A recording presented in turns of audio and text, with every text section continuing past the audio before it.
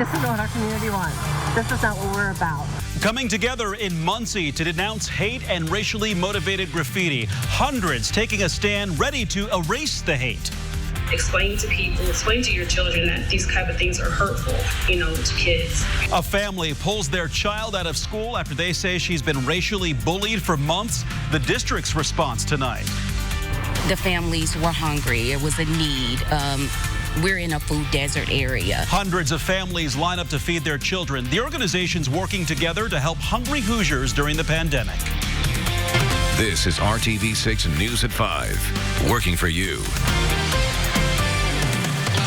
Good evening to you. I'm Mark Mullins, and right now at 5, racial slurs and other hateful messages spray painted on a Muncie trail.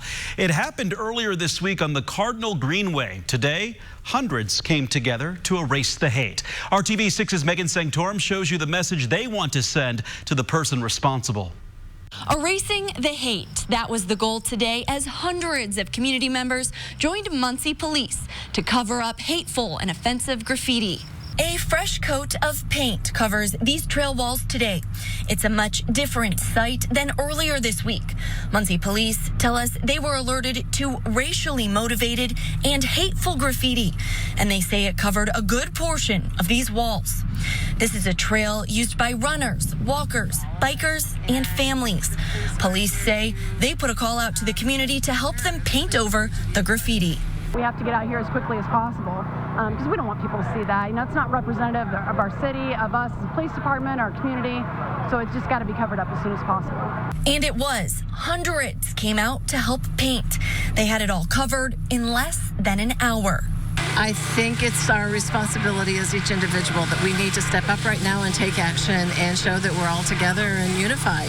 It means a lot to me that they came today and cleaned it up because I've seen it many times, and you just put your blinders on and you go, but it shouldn't be. Just having people show up and say that they care, that they want to actually erase the hate physically, but more importantly, hopefully we're erasing the hate that's in our hearts for someone else just because of the color of their skin. That's what really counts. Sending a message that graffiti like that won't be tolerated.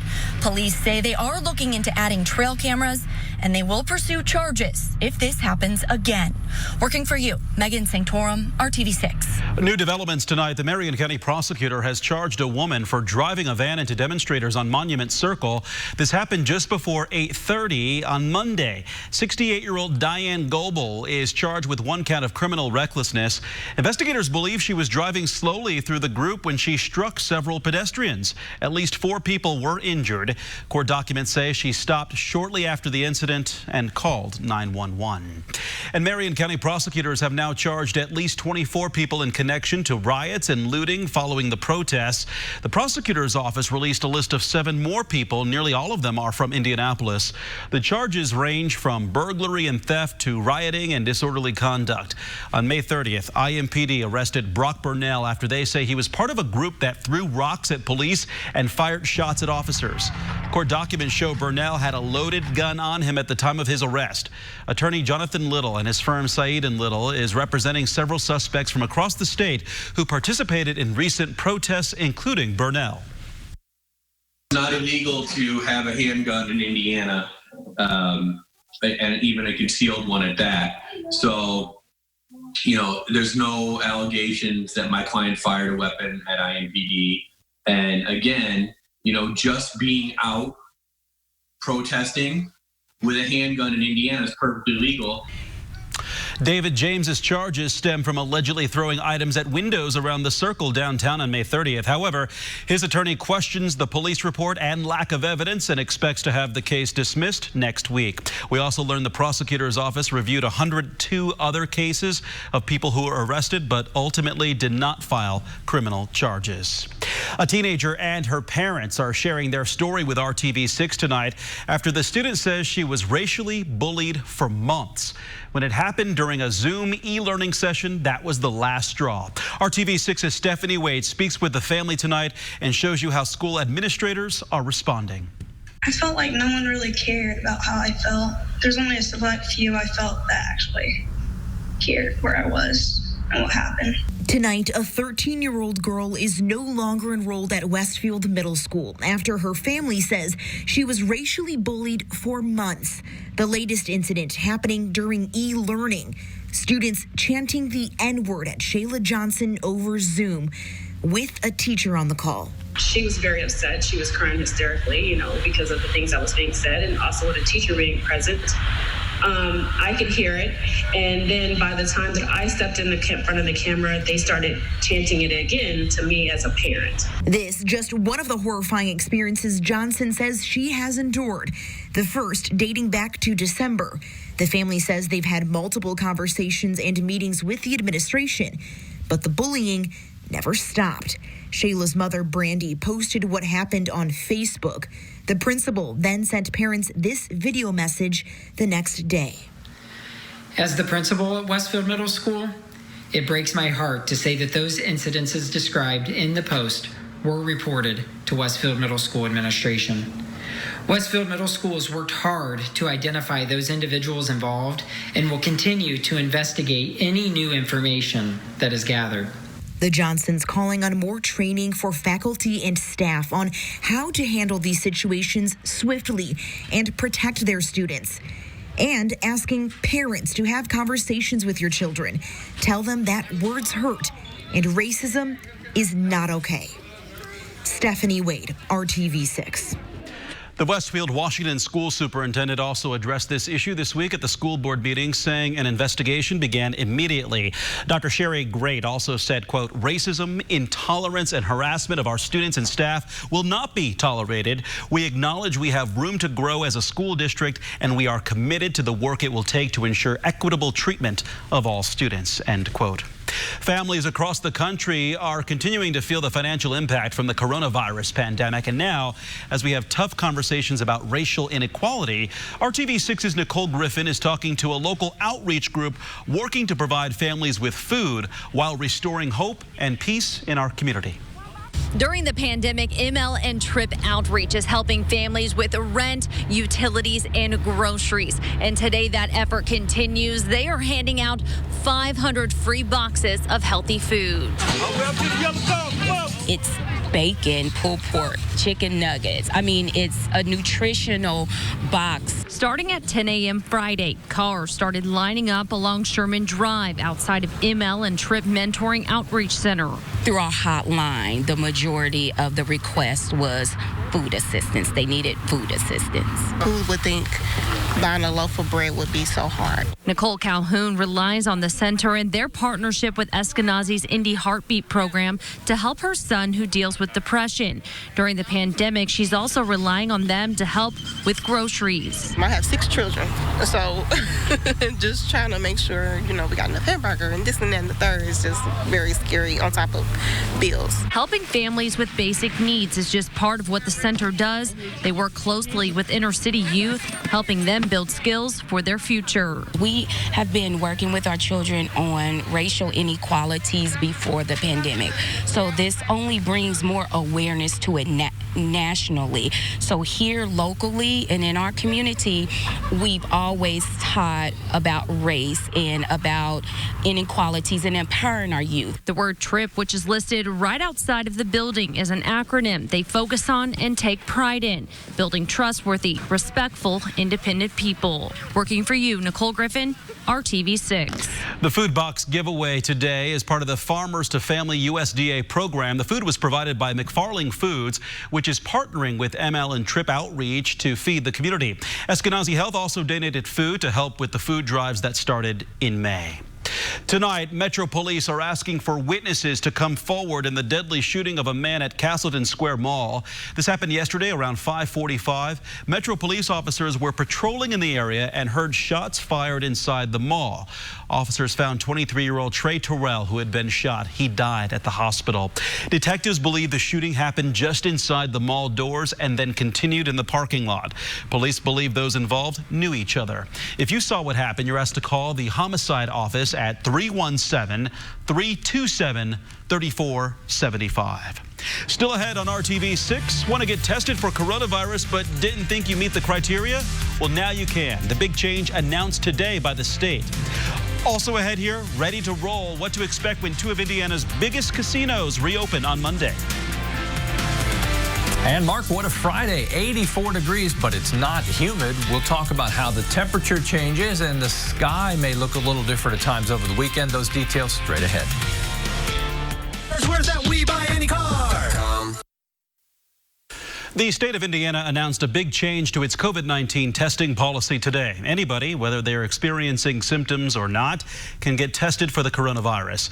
Over the last few months, the state has slowly relaxed the rules on who can be tested. Now, as long as you live or work in Indiana, you can get tested at one of the hundreds of sites across the state. We recognize that this is a significant change from our focus on high-risk individuals and those who are symptomatic.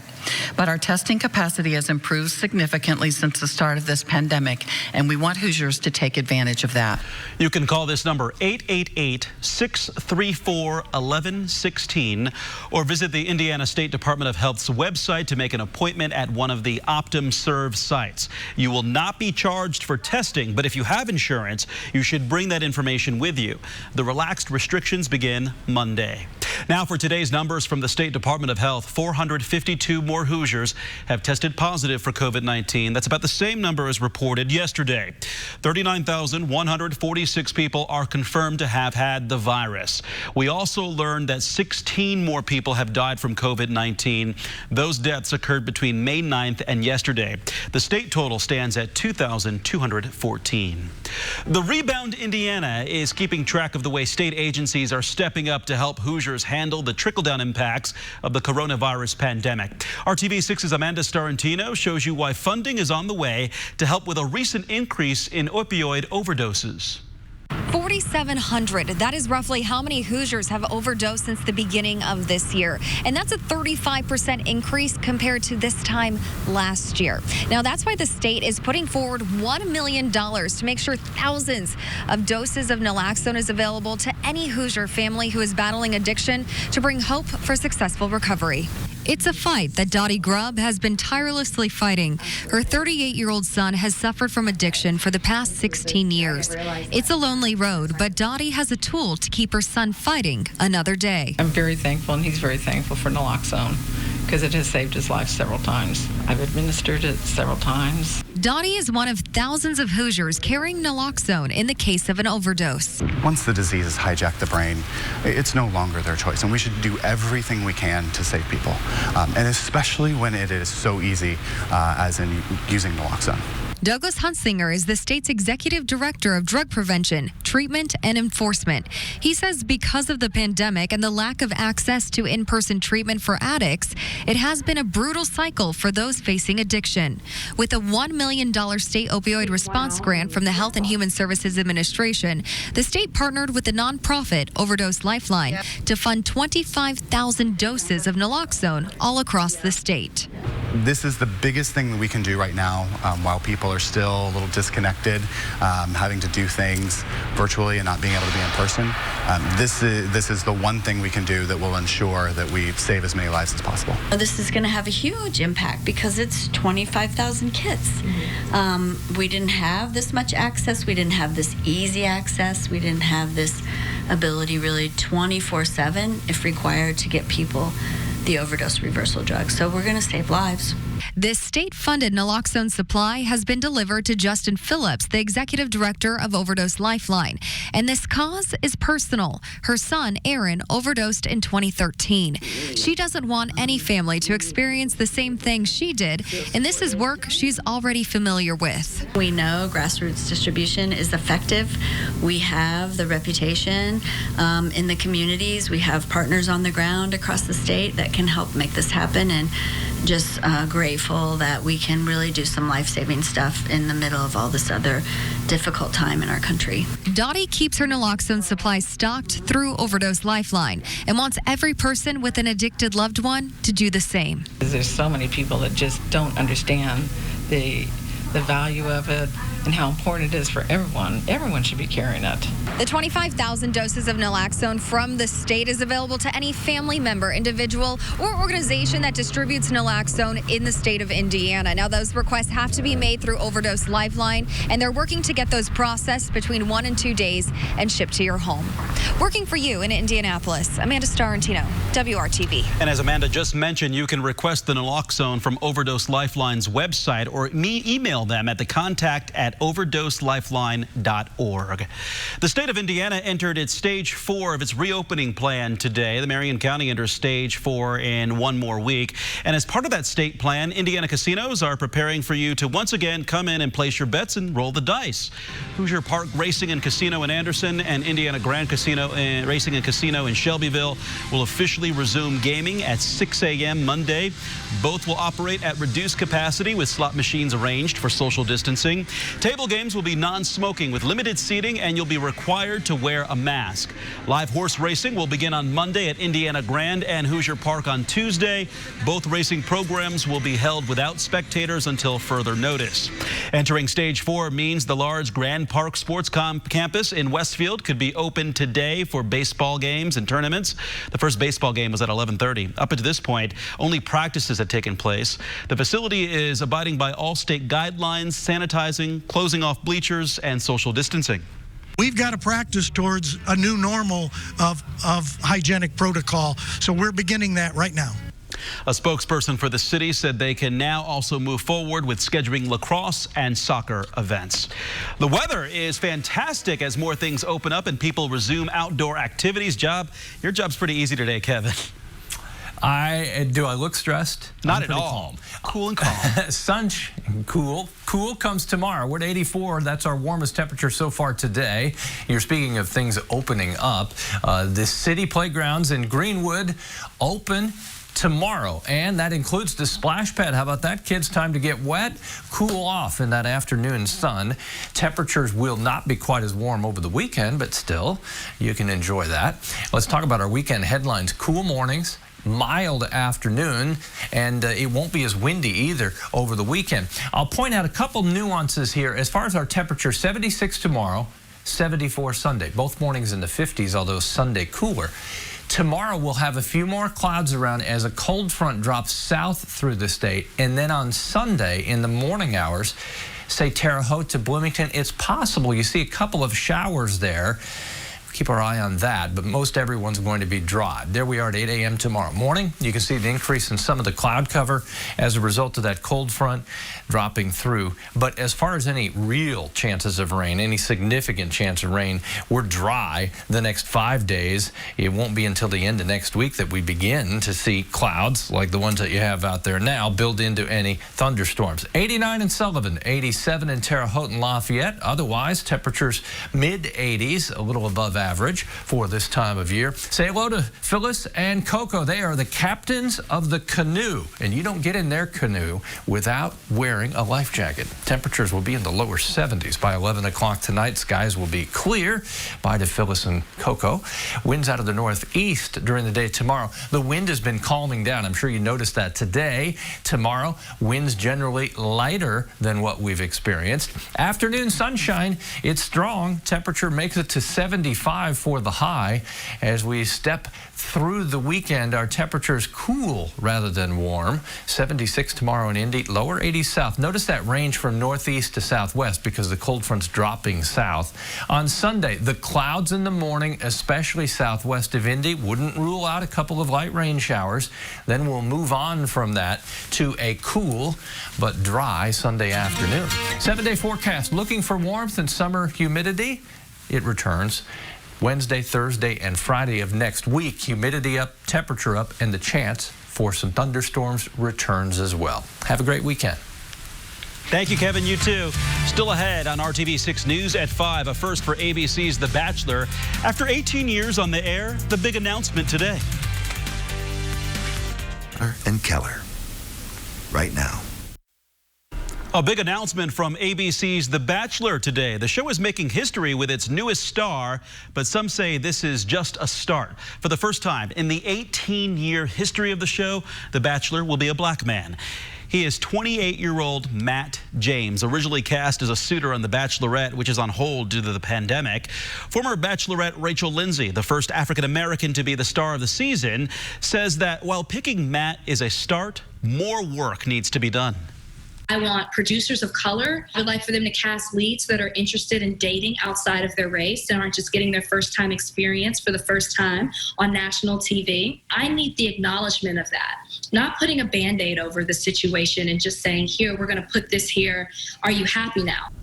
The president of ABC Entertainment released a statement promising this is just the beginning, saying, "We know we have a responsibility to make sure the love stories we're seeing on screen are representative of the world we live in. We will continue to take action with regard to diversity issues on this franchise," end quote. Matt's season of The Bachelor will premiere next year. Families, advocates, and lawmakers in disbelief at the state's claim that it doesn't have records of nursing home deaths and cases at each individual facility. It's information families want to know. Tonight at 6, Kara Kenny continues to fight for those records. A live look from our Weather Now camera looking north on this beautiful Friday. We've got your Storm Team 6 forecast also headed your way at 6 o'clock. See you then.